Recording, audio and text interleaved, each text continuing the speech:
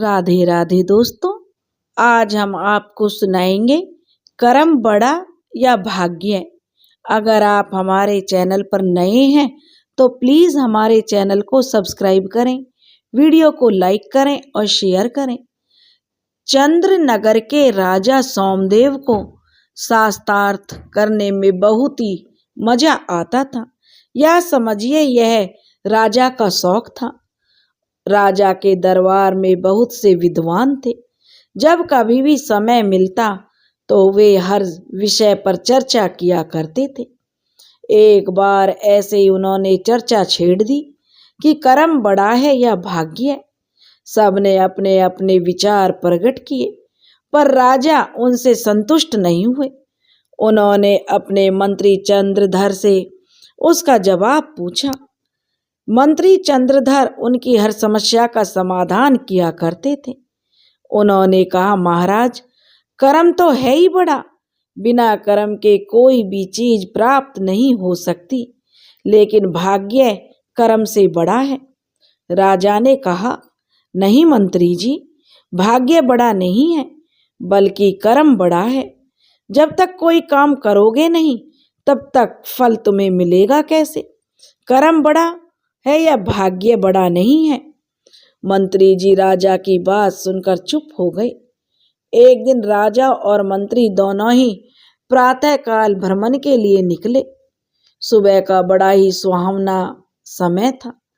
दोनों धीरे धीरे टहलते हुए जा रहे थे। जब टहलकर राजा और मंत्री वापस आए तब उन्होंने देखा एक खेत में एक आदमी घास काट रहा था। राजा ने कहा, मंत्री, चलो इस आदमी के पास चलते हैं और आज मैं तुम्हें अपनी बात को सत्य करके दिखाता हूँ।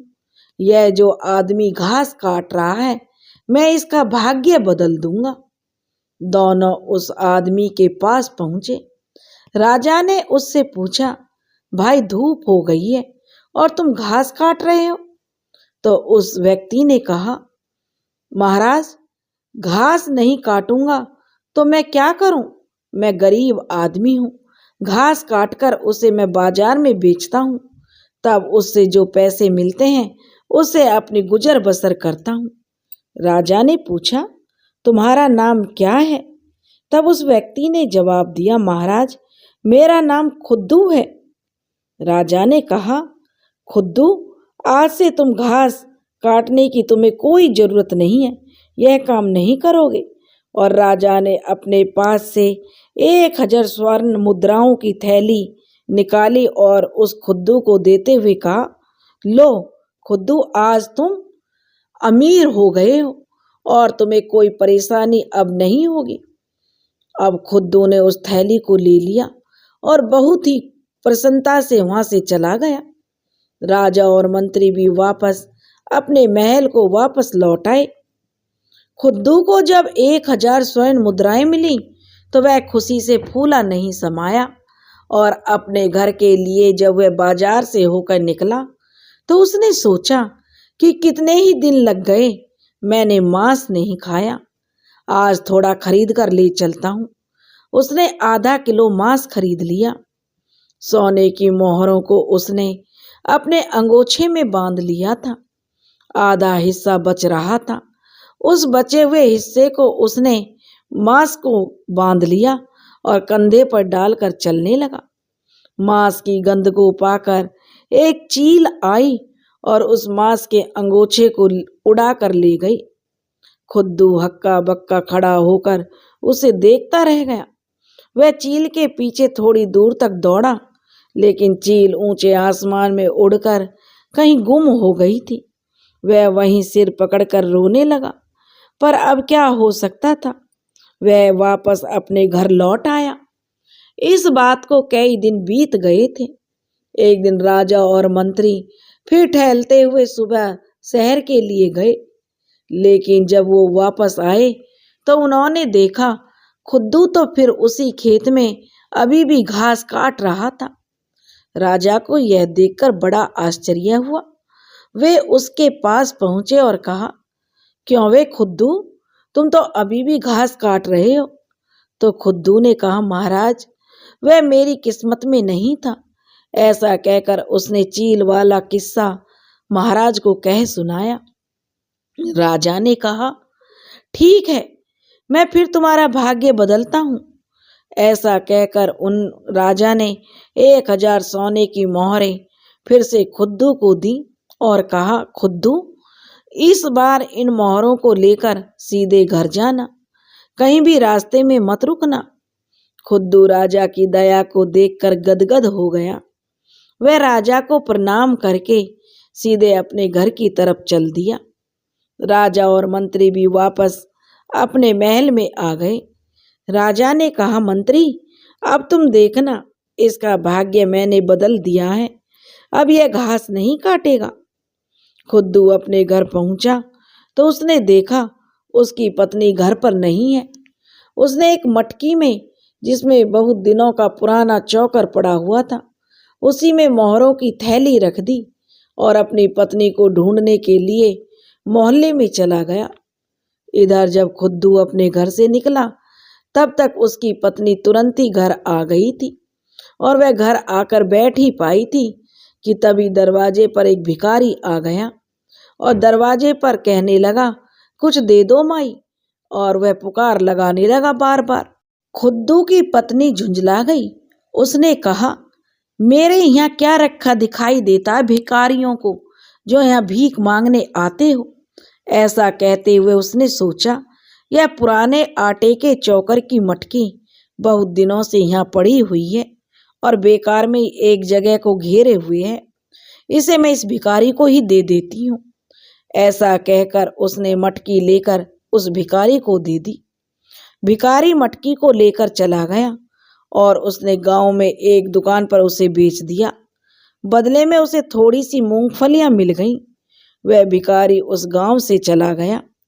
खुद्दू ने पूरे मोहल्ले में अपनी पत्नी को ढूंढा पर वह उसे कहीं नहीं मिली। वह झुंझलाते हुए घर आया तो देखा पत्नी तो घर में बैठी हुई थी। पहले तो वह अपनी पत्नी पर चिल्लाया कि कहाँ घूमती रहती हो। फिर उसने कहा, आज फिर राजा ने जो उसे मिला था राजा, और उन्होंने दया करके फिर 1000 सोने की मोहरें दी हैं। पत्नी यह सुनकर बड़ी खुश हो गई। उसने कहा, कहाँ है मोहरें, दिखाओ। खुद्दू कमरे में गया, उसे वहां चोकर की मटकी नहीं दिखाई दी तो उसने अपनी पत्नी से पूछा कि अरे भाग्यवान, वह आटे की मटकी कहाँ है, मैंने उसी में मोहरों की थैली रख दी थी। खुद्दू की पत्नी कहने लगी, क्या? और उसकी पत्नी का तो यह सुनकर मुंह खुला का खुला रह गया। उसका पति बोला, खुद्दू क्या हुआ? तो वह कहने लगी, वह आटे की मटकी तो मैंने भिखारी को दे दी। खुद्दू बोला, भिखारी को दे दी, भला क्यों? तो वह कहने लगी, वह भीख मांग रहा था, कुछ देने के लिए नहीं था, तो बहुत दिनों से वह मटकी बेकार पड़ी थी, मैंने उठाकर भिखारी को दे दी। खुद्दू ने अपना सिर पीट लिया। अब वह भिखारी की तलाश में भागा। पूरे गांव में भिखारी को ढूंढता रहा, मगर भिखारी का तो कहीं अता पता ही नहीं था। बेचारा हारा थका घर वापस आया और उसने अपनी पत्नी को बहुत डांट लगाई और फिर उस जो 1000 मोहरें थीं उनका बहुत शोक मनाया। लेकिन अब क्या हो सकता था। इसके बाद कई दिन बीत गए। एक दिन राजा मंत्री से कहने लगा, चलो मंत्री, आज फिर घूमने चलते हैं। दोनों लोग फिर घूमने के लिए चले गए। वापस लौटे घूमकर तो उन्होंने देखा खुद्दू फिर वही घास काटने में जुटा हुआ है। राजा उसके पास पहुंचे और पूछा, खुद्दू, तुम तो अभी भी घास काट रहे हो, मैंने तो तुम्हें मोहरें दी थी, उनका क्या हुआ? खुद्दू ने अपनी आप बीती सुनाई। राजा ने कहा, आज तो मेरे पास कुछ नहीं है। मंत्री ने अपनी जेब देखी और कहा, मेरे पास भी कुछ नहीं है, यह 2 पैसे का खोटा सिक्का पड़ा हुआ है, दुअन्नी पड़ी हुई है, आज तो यही है, तुम इसे ही ले लो, खाली हाथ तो नहीं रहेगा, जब और देने को कुछ नहीं है तो तब तो यही रख लो। ऐसा कहकर वह खोटा सिक्का उन्हें देकर राजा और मंत्री आगे बढ़ गए।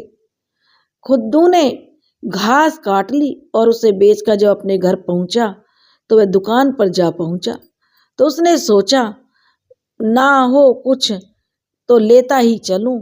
तो उसने दुअन्नी निकाली और दुकानदार से कहा, दुअन्नी में ये दुअन्नी है मेरे पास। दुकानदार ने कहा, इसमें तुम्हें क्या मिलेगा? वह बोला, तो यही है मेरे पास तो। दुकानदार बोलो, चलो ऐसा है, यह पुरानी मटकी पड़ी हुई है, तुम इसे ले जाओ।